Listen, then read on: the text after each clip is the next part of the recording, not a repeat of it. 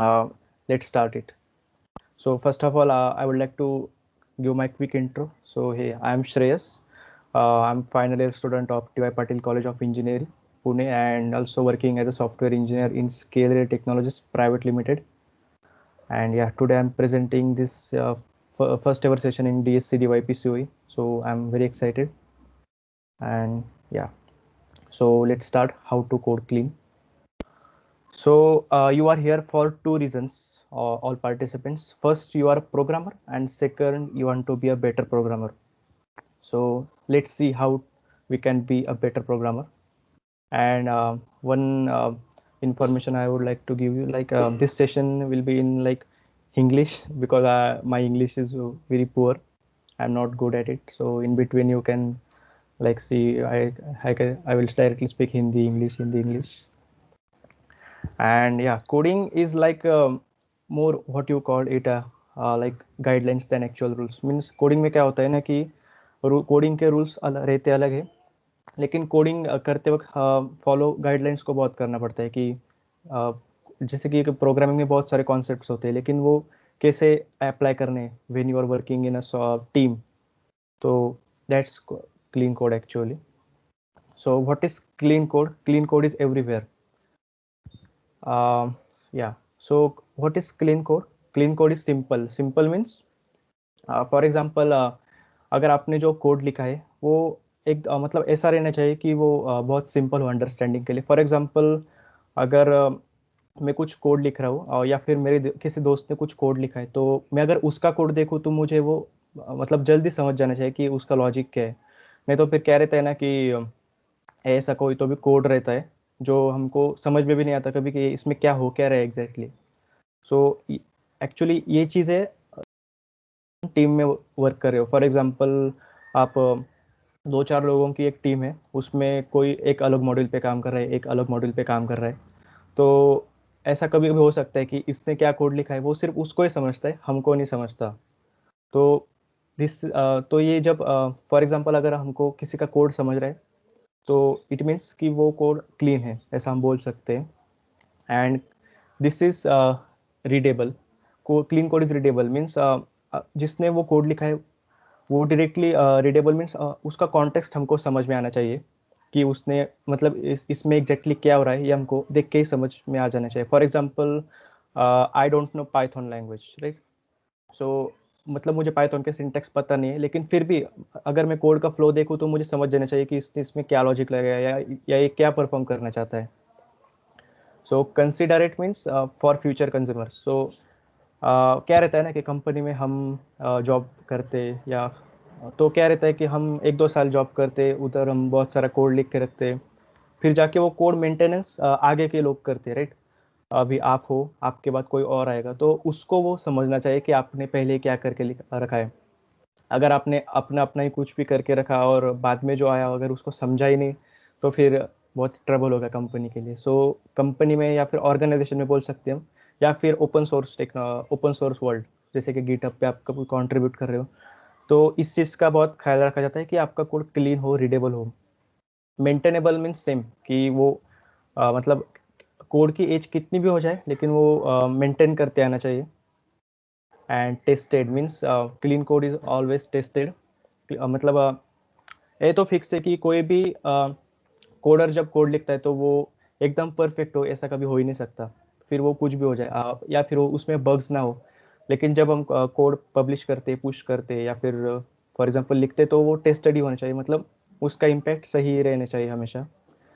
So practice means हम जैसे चीज़ों की प्रैक्टिस करते हैं. फॉर एग्जांपल कोई हम डांस सीखना है तो डांस की प्रैक्टिस करते, सीखना है तो सिंगिंग की प्रैक्टिस करते. तो वैसे ही कोड की भी प्रैक्टिस करनी चाहिए हमें कि हम हमेशा क्लीन कोड ही लिखें. फॉर एग्जांपल, अगर हम हमारा खुद का ही कुछ प्रोजेक्ट लिख रहे हैं, भले ही वो किसी मतलब कोई और पर्सन उस पर काम नहीं करने वाला, लेकिन फिर भी हमको वो करते वक्त भी हमको क्लीन कोड लिखना चाहिए. And this is refactored. So refactor means जब हम कोड लिखते तो उसमें बहुत सारे चीज़ें रहती है, जो उसमें रिपीटेशंस ना हो, उसमें मतलब कुछ कोड स्मेल्स ना हो, इसका हम ख्याल रख सकते हैं. और solid. So solid is software engineering coding principle. You might learn it in software engineering. So let's learn what is solid. So वैसे ये इतना important नहीं अभी के लिए, लेकिन just for intro I will explain single responsibility principle. So अब जब आप object oriented programming करते तो class should only have one reason to change. मतलब अगर कुछ हमको नया ऐड करना है कुछ या एडिट करना है तो बहुत सारे क्लास को चेंज करने की ज़रूरत नहीं पड़नी चाहिए. हमें सिर्फ एक एक लॉजिक या फिर एक ही क्लास को एडिट करना चाहिए और उसका सिर्फ एक ही रीज़न रहना चाहिए. This is open close principle. Second one, this stands for O here. So you should be able to extend a class behavior without modifying it, like inheritance in object oriented principle. It's like that. And third one is L stands for Liskov substitution principle. So it's that derived classes must be substitutable for their base classes. Means जो आपने inherit करते हो class वो substitutable होने चाहिए base class के लिए. सो हम कुछ भी एब्स्ट्रैक्शन लेवल जब ऑपरेशंस परफॉर्म करते हैं तो डायरेक्टली उसका रेफरेंस ले सकते हैं. एंड इंटरफेस सेग्रीगेशन प्रिंसिपल, अगर आप जावा या कोटलिन या ऐसे कुछ लैंग्वेजेस में अगर आपने देखा होगा तो इंटरफेसेस बहुत यूज़ किए जाते हैं, तो वो इंटरफेसेस का सही यूज़ करना चाहिए. And dependency inversion principle, it depends on abstraction and not on concretion. For example, हम abstract classes create करते हैं, so it's about that. And all this person is Bijon Strostrup, creator of C++ programming language, and his statement is like, I like my code to be elegant and sufficient. The logic should be straightforward and make it hard for bugs to hide. मतलब हमारा logic ऐसा straight forward रहना चाहिए कि उसमें अगर कोई bugs हो तो वो डायरेक्टली मतलब हमको फिगर आउट होने चाहिए, या फिर अगर हमने क्लीन कोड अगर नहीं लिखा तो उसमें अगर बग्स हो गए तो भी हमको पता नहीं चलेगा. एंड उसमें डिपेंडेंसीज मिनिमल रहनी चाहिए so that we can maintain it. And error handling, error handling is most important topic in our software engineering. And performance close to optimal so that not tempt people to make the code messy with unprincipled optimization. And clean code does all this thing well. So these are the thoughts. So now understand why clean code.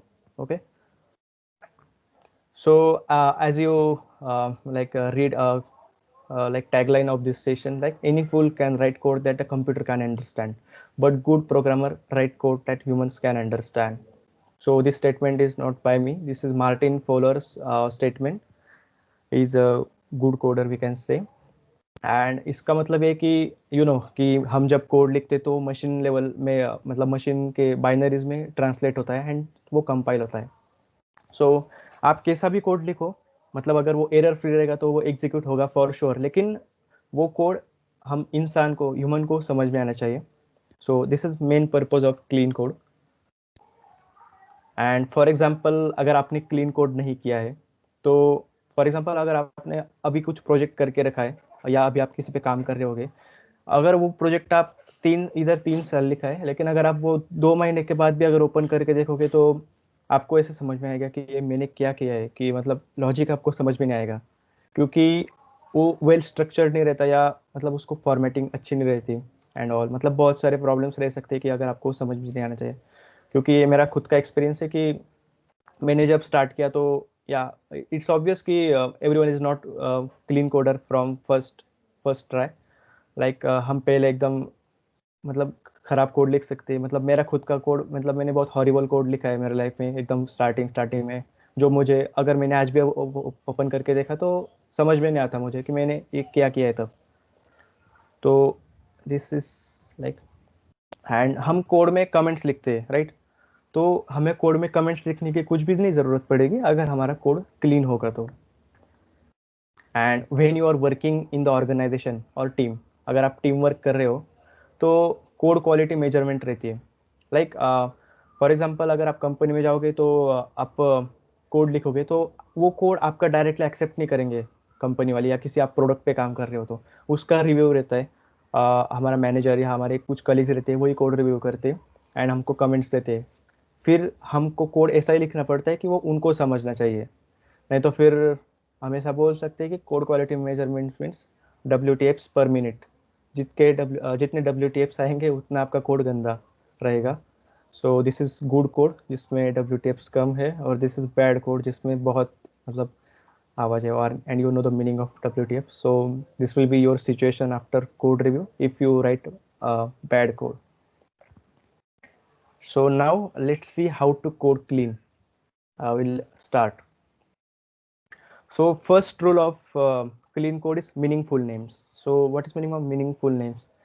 Like अभी जो सबको हमको नाम रहता है अपना अपना, एक हमारे पेरेंट्स हमारा नाम रखते हैं, फिर हमारा ऑफिशियल नाम रहता है, फिर हमारा ऐसा भी नाम रहता है जो दोस्त लोग हमको देते हैं टैग्स कुछ. सो ताकि वो दिमाग में मतलब उनके फिट हो जाता है जो हम नाम देते हैं. तो we humans are good at like remembering names, you know. हम नाम या कुछ ऐसे थिंग्स रिमेम्बर करने में बहुत अच्छे हैं. सो या you can get this meme. And कुछ दिनों पहले हमने देखा कि इलॉन मस्क ने अपना बेबी का नाम ये रखा. तो आई डोंट थिंक कि ये सबको प्रोनाउंस, मतलब मुझे भी नहीं आता, किसी को प्रोनाउंस करते आता होगा. सो दिस इज बैड. मतलब ये नाम आप कभी दिमाग में रख ही नहीं सकते, लेकिन अपने दोस्त का नाम या किसी का नाम, पर्सन का नाम हम हमेशा याद में रखते. तो सेम कोडिंग में भी वैसा ही रहता है. Meaningful names like a variable name, हम जो वेरिएबल डिक्लेयर करते हैं वो function name, class name, package name, file का नेम, डायरेक्टरी का नेम, ये सब एकदम सिंपल रहने चाहिए और गुड रहने चाहिए. तो इसके रूल्स देखते हैं हम कि क्या क्या है. So use intention revealing names. This is first part of meaningful names. So जब हम प्रोग्रामिंग स्टार्ट करते तो हमारा पहला प्रोग्राम यही रहता है, राइट? एडिशन ऑफ टू मतलब हेलो वर्ल्ड प्रोग्राम तो सबका पहला रहता है, लेकिन उसके बाद जो आता है वो एडिशन ऑफ टू नंबर्स वाला प्रोग्राम, जिसमें हम ए में एक वैल्यू रीड करते हैं, बी में सेकंड वैल्यू रीड करते हैं और सी में उसकी एडिशन करते हैं. सो ये तो हो गया एकदम basic programme.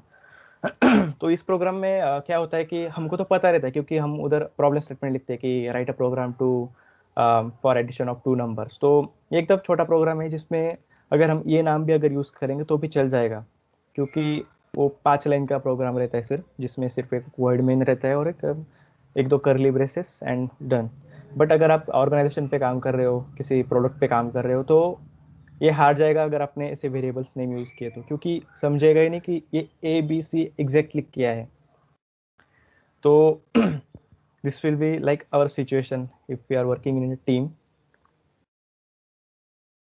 So how can we name it? Like we can give it a number 1, number 2 and sum, then sum equals to number 1 plus number 2.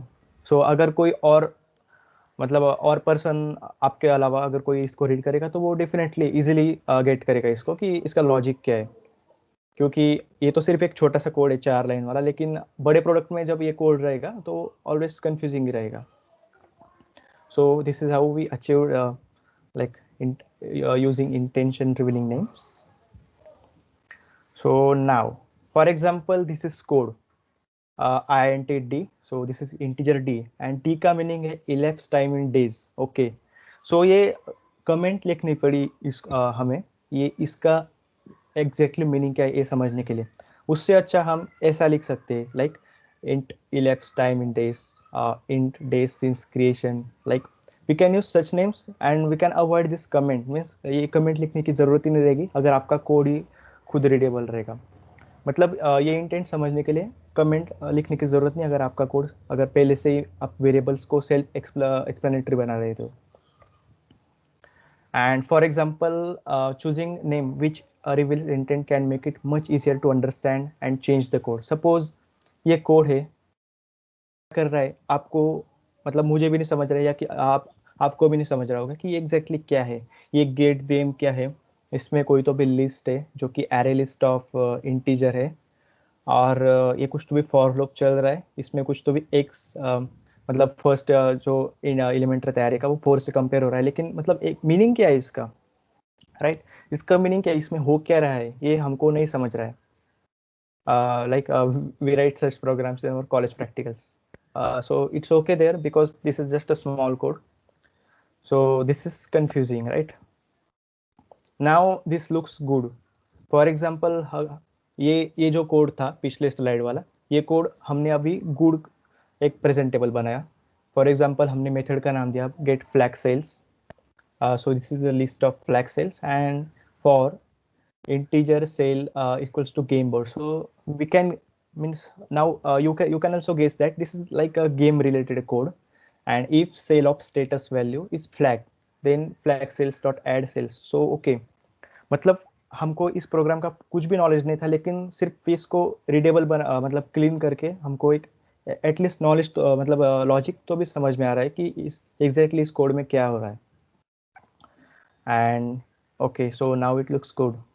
Zomato man is feeling happy.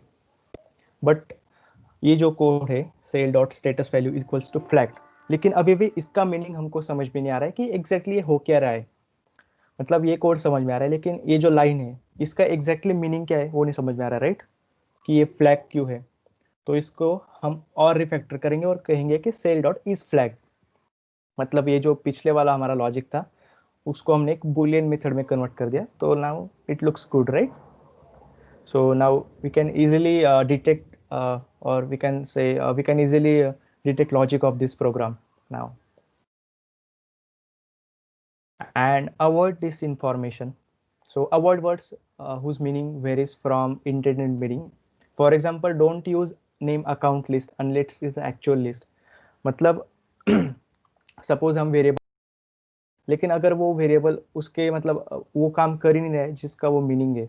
For example इधर एक example है कि account list नाम का एक variable है, लेकिन अगर वो सच में लिस्ट है ही नहीं तो उसको अकाउंट लिस्ट नाम मतलब नहीं देना चाहिए हमें. Otherwise it will be a big confusion for everyone. So use pronounceable names. As we already understood that humans are good at words. So if this is class name and this is date, this is something I can't pronounce this, and you also not able to pronounce these words. So this is like you are this coder and other person will never get this. Only जो ये code लिखेगा उसको ये समझ में आएगा कि इसने क्या लिखा है. लेकिन उसको हम ऐसा कर सकते हैं कि like generation time stamp, modification time stamp, इधर क्लास का नेम भी अच्छा है और इसको रिकॉर्ड आईडी. सो आप देख सकते हैं कि ये पिछला वाला कोड ऐसा दिख रहा था एंड नाउ नया कोड एक रीडेबल है. मतलब कोई भी अगर जिसको ये code for example Java programming का है एंड अगर कोई इधर जावा को मतलब जावा जिसको पता भी नहीं है वो भी अभी इसको रीड मतलब मीनिंग तो गेट कर सकता है कि एग्जैक्टली इस कोड में क्या हो रहा है. So now this will be your situation. So use searchable names. Like single letter names or numeric constants are not easy to locate in the body of text sometime. For example, ये बहुत बड़ा code है, मतलब बड़े code में एक ही छोटी सी line है 3 लाइन की. सो इसमें क्या हो रहा है, क्यों हो रहा है, ये हमको समझ में नहीं आ रहा है, राइट? ये क्यों है 0 से स्टार्ट हो रहा है, ये 34 पे क्यों रुक रहा है, एंड इसमें क्या हो रहा है exactly. S plus equals to, मतलब ये बहुत कंफ्यूजिंग लग रहा है, right? So one might easily search maxnum underscore number, but this number 7 could be more troublesome. मतलब अगर कोडिंग में हमने डायरेक्टली किसी वेरिएबल को 7 असाइन करके दिया है तो वो कंफ्यूजिंग रहेगा, लेकिन अगर उसको हमने मैक्स वेरिएबल के वेरिएबल में स्टोर करके रखा तो वो इजी जाएगा अंडरस्टैंडिंग के लिए. सो सच में ये प्रोग्राम जिसने लिखा है उसको ही समझेगा, बाकी लोगों को समझ में ही नहीं सकता, फिर वो ऐसा ही मुंह बनाएंगे अपना. So now code lines are increased means, but this looks readable if you see this code, and this code logic is same. Like this is a real days per ideal day are 4, work days per week 5, integer sum. So पिछले code में जो ये 34 था वो 34 means number of tasks. Okay, so now anybody can easily get कि ये number of tasks है and वो 0 से start हो रहे. So and ये जो addition वाला हमारा logic था, वो पहले अंडरस्टैंड नहीं हो रहा था, लेकिन अभी वो हो रहा है कि इधर हमने वो सिंप्लीफाई किया है कि एग्जैक्टली क्या फॉर्मूला यूज कर रहे हैं और क्यों यूज कर रहे हैं. So now it looks good to you, right? So yeah, and class names now.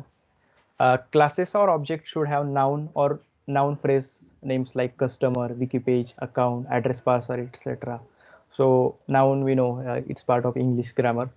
And avoids words like manager, processor, data info. मतलब क्लास नेम से एग्जैक्टली उसका पर्पस हमको समझ में आ जाना चाहिए कि एग्जैक्टली एक क्लास का क्या रहेगा. फॉर एग्जांपल अगर हमने क्लास बनाया है पर्सन, तो okay we can easily say that this class is related about person, और this class will hold values of any person like name, age, or blah blah. A class name should not have a verb. Verb means, so it's also part of English grammar. Ki verb means we can say actions. And method names. Methods should always have verb phrases like post, payment, delete, page, save, edit. So जो भी हम methods लिखते हैं वो ऐसे action रहने चाहिए जिसपे हम easily get कर सकते हैं कि वो कुछ तो भी काम कर रहा है function, because हम function लिखते ही इसके लिए, right? Accessor, mutator, predicate should be named with prefixes get, set, and is as Java Bean standard. So Java Bean standard is like, for example, you have created this person class. So string name equals to person dot get name. So get name means simply we can say that it's getting name of person. So get, we can easily say get means it's reading value. For example, this code is uh,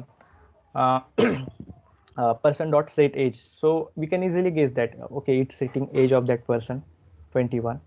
And for example, if person dot is mature, so a boolean field, right? We can predicate, it will return true or false based on some condition. So this is how a method name should look like. Avoid using same name for two purposes. For example, let's say you have two add methods in a single class. Method overloading in oops concepts. For example, आपके पास एक class है and उस class में आपने दो add के methods रखे, one for addition of two numbers and another for adding element in a list. Then it will be confusing, right? Because दूसरा अगर कोई देखेगा तो उसको दो मेथड्स दिखेंगे ऐड, एक जो वेरिएबल को टू वेरिएबल्स को ऐड कर रहा है एंड अदर विल बी जो एक लिस्ट में ऐड कर रहा है. तो ऐसा अवॉइड करना चाहिए. उससे अच्छा हम ऐसा कर सकते हैं कि जो ऐड कर रहा है उसको हम कह सकते हैं कि परफॉर्म एडिशन एंड अदर को हम कर सकते हैं add to the list. So it will clarify things in our class. And don't be cute in programming, like don't use methods whack, kill, eat my shots. Instead we can use delete all items, abort, or such method names. So especially आप अकेले अगर programming कर रहे हो तो आप कुछ भी कर सकते हो क्योंकि आप ही अपने बॉस रहते हो. लेकिन जब हम टीम में काम करते हैं so don't be cute in coding. And add meaningful context. Imagine you have variable names like first name, last name, street, house number, city, state, zip code. So state is being used alone here. Like you can add prefixes like address first name, address street, address state. So इससे हमको context आता है कि state is address state. Okay, means like Maharashtra, Gujarat. Okay, so state का मतलब ऐसा variable के आगे अगर हम कुछ प्रीफिक्स लगाएंगे तो उसका एक मीनिंगफुल कॉन्टेक्स्ट आ जाएगा हमको कि ये वेरिएबल क्यों यूज हो रहा है और इसका मीनिंग क्या है. Okay, that's all about names. I hope everybody will follow this practice while naming variable. And now let's move to the functions and give correct meaning of their work. And this is first rule of functions. First rule of function is that they should be small. And the second rule of function is that they should be smaller than that. मतलब जो भी आप function लिख रहे हो वो बहुत ज़्यादा लेंथी नहीं होना चाहिए, उसको हम फंक्शंस में डिवाइड करना चाहिए ताकि कोई भी इजीली गेस कर सके कि इस फंक्शन का काम क्या है. And for example this is function, हम ऐसे कॉलेज प्रैक्टिकल में लिखते हैं, लेकिन क्या आपको इसमें समझ आ रहा है कि एग्जैक्टली क्या हो रहा है और कैसे हो रहा है, राइट? इसमें एक इफ ब्लॉक है, फिर और एक इफ, फिर उसमें एक व्हाइल, और इसमें और एक इफ, फिर एल्स, फिर चार closing curly braces, then else, then nobody is getting this, right? Because this looks so confusing कि इसमें कुछ भी इंटेंडेशन नहीं है, कुछ भी नहीं है, क्या इसमें हो क्या रहे वो भी किसी को इजीली नहीं समझेगा. ज़्यादा से ज़्यादा हम टाइम लेंगे तो 3-4 मिनट तो भी लगेंगे ये अंडरस्टैंड करने के लिए कि इसमें क्या हो रहा है. So how we can make it better, इसमें थोड़ा इंटेंटेशन ऐड कर सकते हैं हम. ओके, टैब स्पेस इंटेंटेशन हमको फॉलो करना चाहिए हमेशा कोडिंग में. या फिर देयर आर ऐसे ऑटोमेटेड टूल्स भी रहते हैं कुछ जो हम सेव करते हैं तो ऑटोमेटिकली इंटेंटेशन हमारा आ जाता है. For example if you are using VS Code then there are some extension like Prettier. If you are using IntelliJ और एनी JetBrains IDs तो उसमें ऑटोमेटिक रहता है, लेकिन फिर भी हमको इंटेंटेशन तो देना ही चाहिए हमारे कोड में ताकि हम तो उसको समझ सके लेकिन बाकी लोगों को भी वो समझ में आ जाना चाहिए. And do one thing, function should only do one thing, they should do it well and they should do it only. मतलब कभी कभी क्या होता है ना कि हम फंक्शन लिखते हैं तो फंक्शन का नाम जो रहता है उसको सिर्फ वही काम करना चाहिए, उसको बाकी चीज़ों में टांग नहीं अड़ानी चाहिए। मतलब वो तो हम ही लिखते हैं लेकिन वो फंक्शन को सिर्फ वही काम करना चाहिए। And use descriptive name, so don't be afraid to make a name long, don't be afraid to spend time on choosing a name, because क्या होता है, for example if you are building an application and like you have Google sign in method, you are Facebook sign in, and so many other OTP method for signing in. So just giving method name a login will be confusing, but if you name it like sign in with username and password, then anybody मतलब कोई भी ये easily get कर सकता है कि ये okay it is signing in with user name and password. So ये नेम लॉन्ग है लेकिन अंडरस्टैंडिंग के लिए बहुत इजी है। मतलब ये सिंपल लॉगिन से तो मतलब ये बेटर लग रहा है। So please don't be afraid to give function names and function arguments. So function arguments should have small number of function should have small number of arguments. No argument is best followed by 1 2 3 means function को maximum 3 arguments रहनी चाहिए। अगर वो list बहुत बड़ी होती गई तो we can say we are doing something weird और it's bad practice to follow. More than 3 is questionable and should be avoided with prejudice.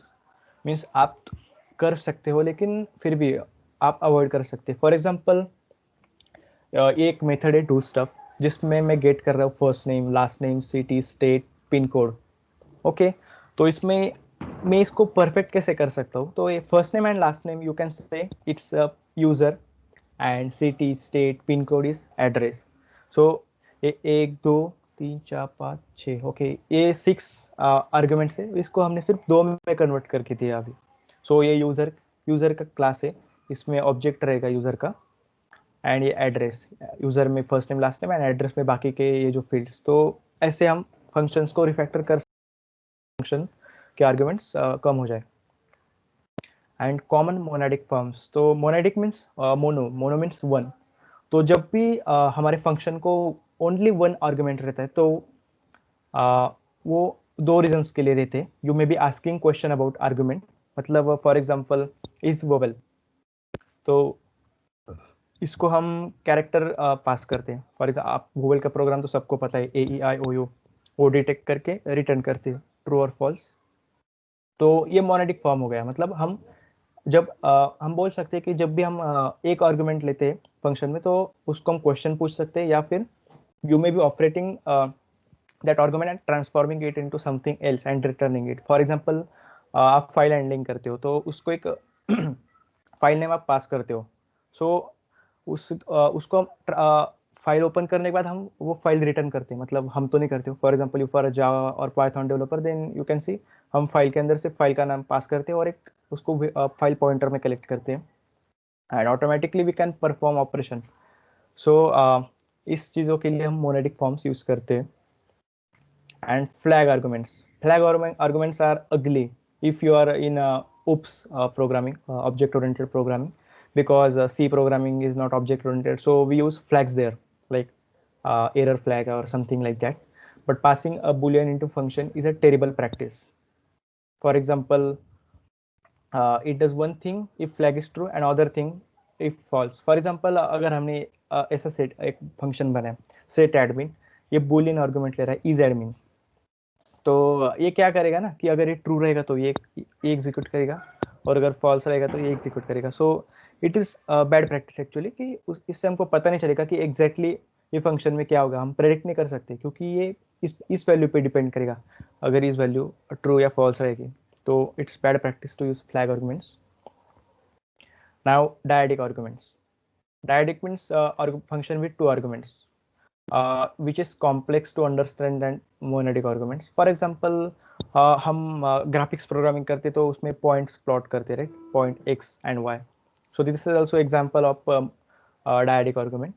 And for example, string copy कर रहे हैं हम या फिर कोई फाइल कॉपी कर रहे हैं तो उसमें हम दो पैरामीटर्स देते हैं, एक डेस्टिनेशन का एक सोर्स का, तो इसको हम बोल सकते हैं कि डायडिक आर्गुमेंट से। तो ऐसा हमको यूज करना चाहिए। And triads means function with 3 arguments It's harder to understand and adds. For example, अगर आपको 3D पॉइंट कुछ करना है तो इसको 3 वैल्यूज रहते हैं, x y Z.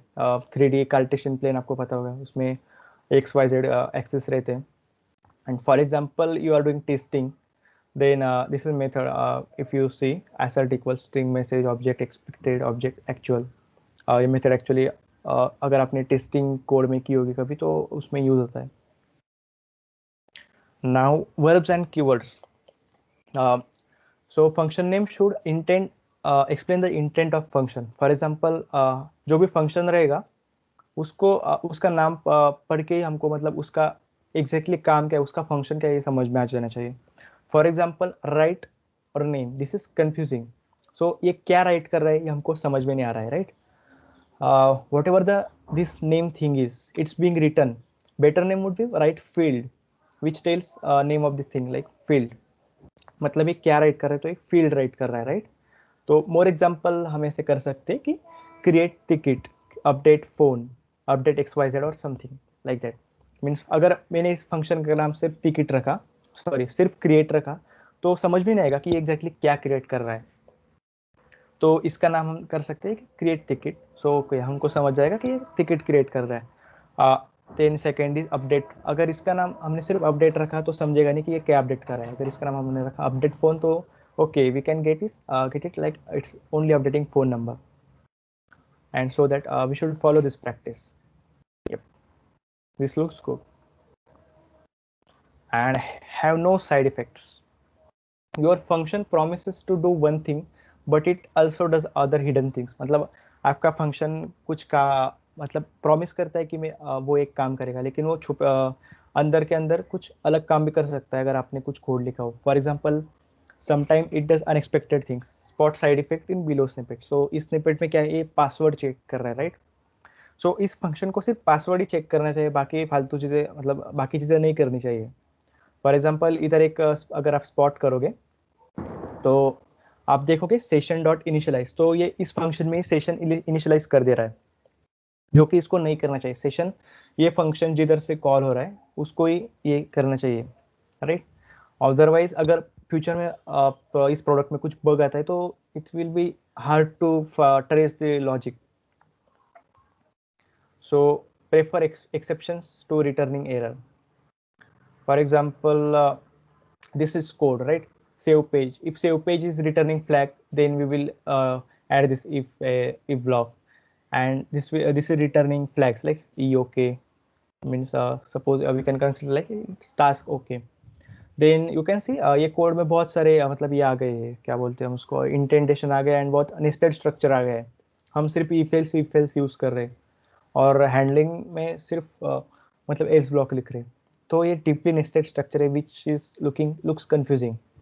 So instead we can use this practice like following try catch. तो इस कोड में क्या हो रहा है ना, अगर कुछ एरर आ रहा है तो वो एक्सेप्शन नहीं आ रहा है, वो सिर्फ एक फ्लैग सेंड कर रहा है। फॉर एग्जाम्पल ई ओके की वैल्यू 0 रहेगी, यार अगर कुछ एरर रहेगा तो उसकी वैल्यू अदर देन 0 रहेगी। तो हम ऐसा कंसिडर कर सकते हैं कि ये सेव पेज 1 या 0 रिटर्न करेगा, तो इट इज़ बैड। और इधर ये बहुत आसान हो जाता है कि ये सिर्फ मतलब सिंपली ये बहुत रीडेबल हो जा रहा है कि ये save page and save page reference, and अगर कुछ एरर आता है तो हम कैच में हैंडल कर रहे हैं। सो एरर प्रोसेसिंग का एक सेपरेट ब्लॉक हो जा रहा है, जो कि इधर बहुत एरर प्रोसेसिंग का ये ब्लॉक है, फिर ये ब्लॉक है, मतलब this looks simple. And don't repeat yourself, this is dry principle. Duplication in logic should be eliminated by abstraction.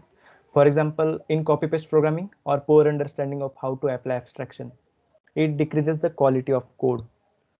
So, अगर आप कुछ कोड लिख रहे हो तो वही सेम टू सेम कोड मतलब वो जो ब्लॉक रहता है कोड का वो रिपीट नहीं होना चाहिए। तो if you know object oriented programming principles और concepts, then it reduces code duplication, because we can make classes and objects and functions, so we should try to avoid these duplications. Okay, so that's all about functions. Now move to comments. You won't need comments if you if your code is clean and proper. So if anybody is asking you how do you write code that's readable and maintainable by others, then if you are answering like I use comments and all, then that's a bad sign, because comments actually code में comments use करना is bad practice. Comments तभी use करनी चाहिए जब सच में अगर कुछ explainable नहीं हो, मतलब हम उसको एक्सप्लेन नहीं कर सकते, और तभी हमको कमेंट्स को यूज करना चाहिए. For example, comments do not make up for bad code. Clear and expressive code with few comments is far superior to cluttered and complex code, right? And explain yourself in the code. For example, हमने ये code लिखा, okay, then इधर हमने if block में check किया है कि if employ dot flags and hourly flags. So इसमें हम क्या चेक कर रहे हैं कि एम्प्लॉय का जो कुछ फ्लैग नाम का पैरामीटर है वो अवर्ली फ्लैग से मैच कर रहा है या नहीं, एंड एम्प्लॉय की एज 50 से ऊपर है क्या. तो ओके, ये अंडरस्टैंड करने में शायद मुझे 10 या 20 सेकेंड्स लग गए, ओके. एंड इसलिए इधर मुझे कमेंट भी लिखनी पड़ी कि check if employee is eligible for full benefits और नॉट. मतलब सपोज कंपनी के ओनर को कुछ ऑफर देनी है किसी को, तो वो चेक कर रहा है कि ये आवरली काम करता है या, और इसकी एज 50 से ज़्यादा है क्या. तो इसके लिए मुझे ये कमेंट लिखनी पड़ी ये अंडरस्टैंड करने के लिए. तो इससे अच्छा मैं सिंप्लीफाई कर सकता हूँ कि employ dot is eligible for full benefits. So इस ये जो कोड है वो मैंने इस फंक्शन में लिख लिया, and I will return simply true और false. So you can see मुझे इसमें कमेंट की ज़रूरत भी नहीं पड़ रही, क्योंकि मैं सिर्फ ये मेथड रीड करके ही इसका कॉन्टेक्स्ट बता सकता हूँ कि इसमें क्या हो रहा है. Okay, it's calculating employ is eligible for full benefits और not. So it's that simple. So now it looks good. And informative comments. It's sometimes useful to provide basic information with a comment. For example, consider this comment which explains the return value of abstract method. Okay, so ये abstract method है. Abstract means आपने object oriented programming में देखा होगा कि हम कभी-कभी abstract classes create करते हैं. तो वो एक्चुअली उनका इम्प्लीमेंटेशन हम डिराइव्ड क्लास में करते हैं, right. So it's better to use informative comments in abstract class only. So for example, this is method, then what is work of this method? It's returning an instance of responder being tested. Okay, so using comments in abstract class is always a good practice. And now explanation of intent. So इसमें हो क्या रहा है मुझे समझ में नहीं आ रहा है, राइट. किसी को भी नहीं समझ में आ रहा है कि इसमें हो क्या रहा है, कि ये क्यों ये 25,000 क्यों है, एंड ये क्या कर रहा है एग्जैक्टली. तो एक्सप्लेनेशन ऑफ इंटेंट के लिए कभी कभी हमको कमेंट्स ऐड कर सकते हैं. फॉर एग्जांपल, अगर मैंने इधर एक कमेंट ऐड कर दी तो मुझे समझ रहा है कि ये एक ऐसा कोड किसी ने तो भी क्यों लिखा है. So this is our best attempt to get race condition by creating large number of threads. तो ओके, इसको प्रोग्राम को क्रैश करवाना है इसलिए इसने कोड लिखा है. Okay, now we can get it. So sometimes it's best to like for explanation of intent we can write comments. Okay, तो ये मेरा खुद का कोड लिखा हुआ है जो मैंने 2019 में फायरबेस को कंट्रीब्यूट करते हुए लिखा था.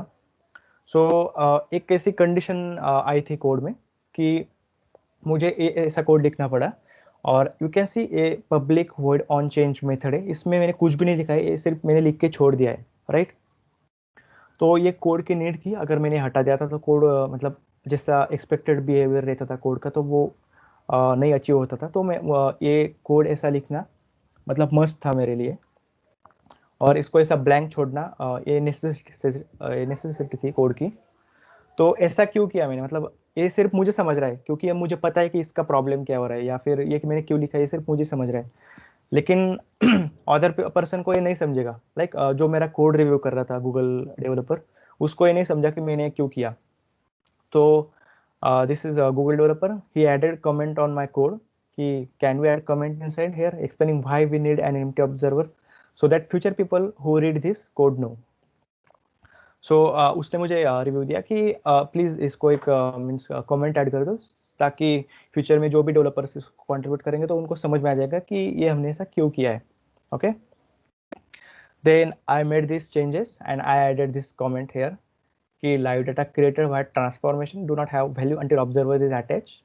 We attach this empty observer so that our get value calls return non null later, मतलब अगर मैं ये कोड अगर नहीं लिखूँ तो ये ऑलवेज नल रिटर्न करेगा ये फंक्शन। तो ये नल रिटर्न ना करे इसलिए हमने एम्प्टी ऑब्जर्वर ऐड किया है। ओके, सो अभी जो भी फ्यूचर में इसको कंट्रीब्यूट करेगा तो इसको समझेगा कि ये मैंने ब्लैंक क्यों छोड़ा है, नहीं तो फिर कोई भी आगे जाके क्वेश्चन उठा सकता है कि ओके ये ब्लैंक क्यों रखा है, ये तो हम रिमूव कर सकते हैं। तो नहीं, नाउ ये कमेंट रीड करके हमको पता चल सकता है कि हमने क्यों किया है। So now it looks good. Now clarification, we can use comments for clarification. For example ये टेस्टिंग का कोड है, राइट? अगर आपने टेस्टिंग का कोड अभी कभी देखा होगा तो टेस्टिंग में हमको ऐसा कोड लिखना पड़ता है। सो ये थोड़ा वियर स्ट्रक्चर लग रहा है कि इसमें क्या हो रहा है, तो इसके बाजू में हम लिख सकते हैं कि ये कमेंट्स ये कोड क्या कर रहा है। For example a compare to a, so it checking equality not equals to. So for such code statements we can write comments for clarification. And now warning for consequences. Suppose आप जो code लिख रहे हो उसमें कुछ warnings है, या फिर आपको किसी को वार्न करना है कि फ्यूचर डेवलपर हो तो इसके साथ कैसा मतलब हैंडल करना चाहिए। फॉर एग्जांपल मैंने टाइम पास फंक्शन क्रिएट किया है, so don't run less unless you have some time to kill. So इधर मैंने कमेंट लिख के ये एक्सप्लेन किया कि ओके मतलब ये ऑल टाइम आप इसको नहीं एग्जीक्यूट कर सकते, ये जस्ट एक वार्निंग है कि so that you have just when you have some time then only run it. So noise comments, so avoid noisy comments like this. For example, user dot set name grade dev. Okay, ये code read करके हमको समझ में आ जा रहा है कि ये नेम सेट कर रहा है, सो कमेंट लिखने की इधर कुछ भी जरूरत नहीं है, राइट? लेकिन मतलब ऐसा यूजुअली होता है कि मतलब किसी किसी को बहुत आदत रहती है ऐसे कमेंट्स लिखने की। So this is noise considered as noise comments. That's all about comments. Let's move to error handling. Error handling तो मतलब आपको पता है कि जब भी हमारा कोड क्रैश होता है तो वो एरर आता है, and error handling should done properly. Instead we can't show this directly to the end user, otherwise it will be bad experience for user. And define the normal flow, means separation of business logic and error handling. For example, this is a try catch, this catch block. For example, this is intelligent man and get intelligence, लेकिन इस man के पास अगर brain ही नहीं है तो okay ये error throw करेगा and हमारा प्रोग्राम क्रैश हो जाएगा। बट अगर हमने इसको कैच में लिख के रखा कि okay this exception is can occur in future, so okay here we did error handling, मतलब इससे क्या हुआ कि हमारा बिजनेस लॉजिक का और एरर हैंडलिंग का सेपरेशन हुआ, right? So we should use try catch if you know कि एरर आ सकते हैं फ्यूचर में। एंड डोंट रिटर्न और pass null. Okay, so this is like you might familiar with null pointer exception. If you are Java developer, then null pointer exception is really a pain for everyone working in Java world or Kotlin world, we can say. So don't return null from functions because it will lead to crash your application. Okay, that's some little about error handling. Now classes. So same as function which we saw, functions should be small and they should be smaller than of that, because we should easily like हमको easily पता चल जाना चाहिए कि class में क्या हो रहा है और क्यों हो रहा है। So single responsibility principle, model should only have one and only one reason to change, as we saw earlier in solid principle. So this is one first principle of solid, a single responsibility principle. मतलब class को वही करना चाहिए जो उसका काम हो। For example हमने क्लास क्रिएट करके रखा है एक चीज़ के लिए, लेकिन वो कर अलग ही चीज़ रहा है, तो this is bad.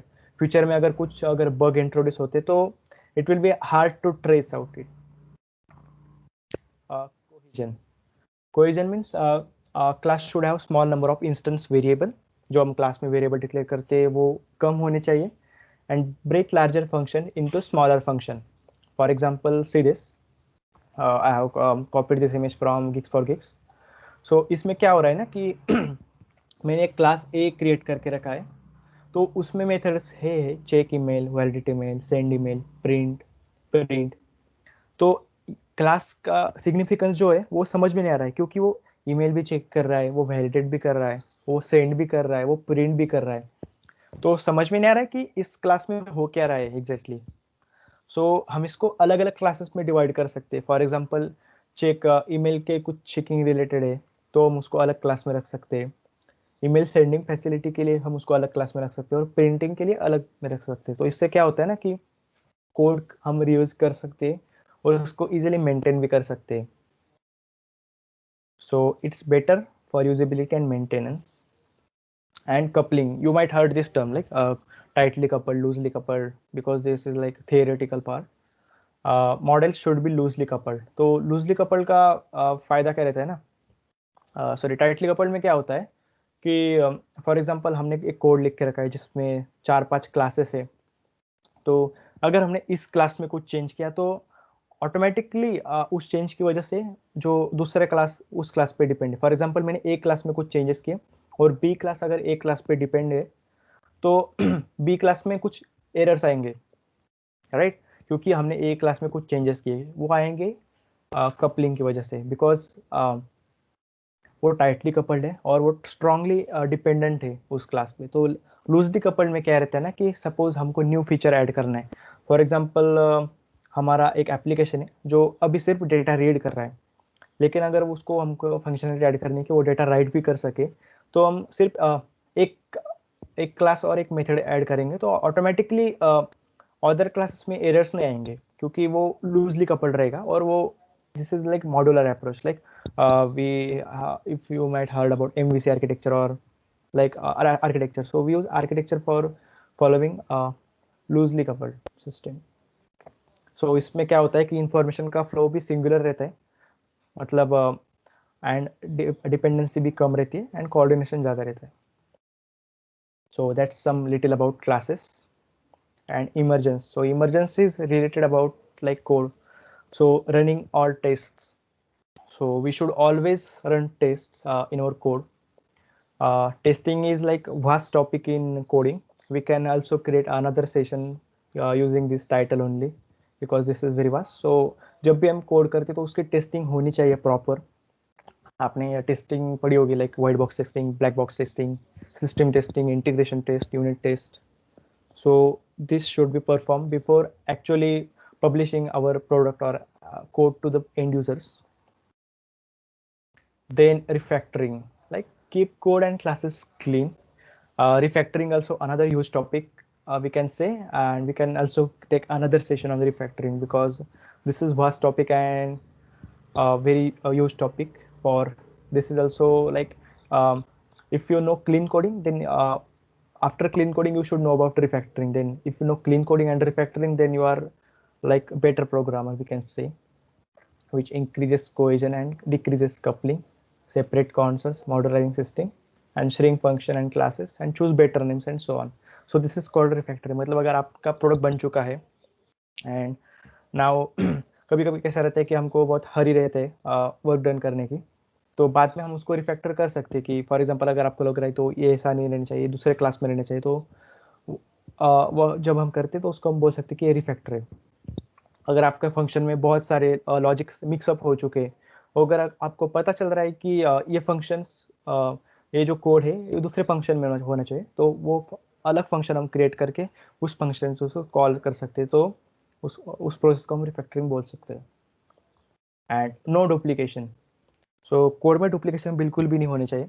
For example मेरा एक क्लास है खुद का लिस्ट, फॉर एग्जांपल मैंने खुद की लिस्ट क्रिएट की और अगर उसमें मैंने ये दो फंक्शन ऐड कर दिए, फॉर एग्जांपल साइज और इज एम्प्टी, तो दोनों का मीनिंग में एक कर सकता हूँ। फॉर एग्जांपल अगर साइज 0 है तो मैं कह सकता हूँ कि एम्प्टी है, और अगर इज एम्प्टी अगर ट्रू है तो मैं कंसिडर कर सकता हूँ कि लिस्ट में 0 एलिमेंट्स है। सो ये डुप्लीकेशन में कंसिडर होगा, क्योंकि इसका लॉजिक तो सेम ही रहेगा साइज और इज एम्प्टी का। So we can keep only one of that, right? So we should avoid duplication in our code. So that's some little about emergence. And now code smell. So code smell में क्या रहता है ना कि अगर आपका code work नहीं कर रहा है एंड कुछ प्रॉब्लम आ रही है और अगर आप फिक्स उसको कर नहीं पा रहे हो, तो वी कैन से आपके कोड में कुछ स्मेल्स है। So what is code smells? So it's a characteristic in source code of program that indicates a deeper problem. For example long method और पैरामीटर लिस्ट, अगर आपकी पैरामीटर लिस्ट बहुत लंबी हो, फॉर एग्जाम्पल लेट्स से 7 और 8 parameters, तो it will be hard to recognize कि इसमें एग्जैक्टली हो क्या रहा है. आपका क्लास अगर लार्ज रहा, कुछ टेम्पररी फील्ड आप यूज कर रहे हो, डेड कोड मतलब ऐसा कोड जो कि आपने लिख के रखा है लेकिन आप उसको यूज ही नहीं कर रहे हो, तो वो डेड कोड है. Bad comments, lazy class, feature envy, accessing others data than its own, मतलब आपने एक क्लास बना के रखा है, वो किसी अदर क्लास का ही डेटा एक्सेस कर रहा है, खुद का इस्तेमाल नहीं, मतलब खुद का छोड़ के दूसरे का ही यूज कर रहा है. सो ऐसे अगर आपके प्रोग्राम या कोड की डिजाइन रहेगी तो वो कोड स्मेल कंसिडर होगा, क्योंकि इसमें जब भी आपको कुछ ट्रबल आएगा, प्रॉब्लम आएगा, तो वो इजी नहीं रहेगा. Okay, so this is code smell and you should try to remove it from your code base, and you can follow this link for more detail about code smell, because this is also another huge topic which can which will need another session for explanation of things. And once you are a clean coder, you will be like this, your code review will approve your request and you will be happy. So clean code, आपको समझ में आया कि what is peace other than this. ये मेरा खुद का मतलब रिव्यूअर का कमेंट है कि once I fix things then you will get comment like LGT means looks good to me, it's abbreviation. And yeah, that's all about clean code, but that's not enough about it. Okay, so I have added some references, and this whole session is based on clean code book by Robert C. Martin, and you can follow this Google style guidelines and design patterns and refactoring, and these are the references. So one thing I can tell you कि clean code एक recommended practice है जो आपको follow करनी चाहिए हमेशा. And if you are doing competitive programming and अगर आपको उसमें बहुत हरी रहती है, लेकिन फिर भी अगर कॉम्पिटिटिव प्रोग्रामिंग आप कर रहे हो किसी कॉम्पिटिशन में, तो आपको कभी कभी कुछ एरर्स अगर आएंगे, टेस्ट केसेस, कुछ टेस्ट केस पास होंगे, कुछ फेल होंगे, तो आपको वो इजीली अंडरस्टैंड अगर होनी चाहिए. तो अगर आपने थोड़ा उधर टाइम देके अगर क्लीन कोड फॉलो किया तो आई थिंक ये बेटर रहेगा. तो I don't think there is need of Slido thing. You can directly unmute yourself and ask questions if any. So do you have any questions, anybody?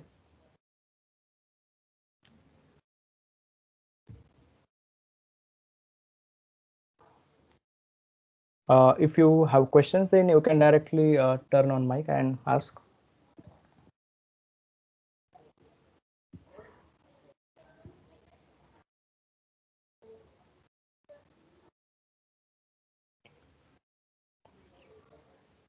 Okay, so nobody has questions, so I think we can conclude this session. So see you in the next session, and thanks for being amazing audience of this session. And Thanks a lot, Shreyas. It was very insightful session. I believe everyone learns to code very easily these days, but it is very difficult to find coders who actually write an understandable code. It is a very overlooked thing, right? So I hope all of us has taken some valuable points out of this session. And thanks a lot for sharing your time with us and also the valuable knowledge. Thanks a lot, Shreyas. yeah, thanks to PSC team who gave me opportunity for presenting this session with everyone, and I hope this knowledge will be useful for you everyone. Yes, thank you. And if anyone has any doubt regarding the upcoming sessions or anything related to DSC, please make sure to be tuned on all the social media pages of DSC. You can visit them from the DSC website itself. And yes, we hope to see you in the next session as well. Thank you.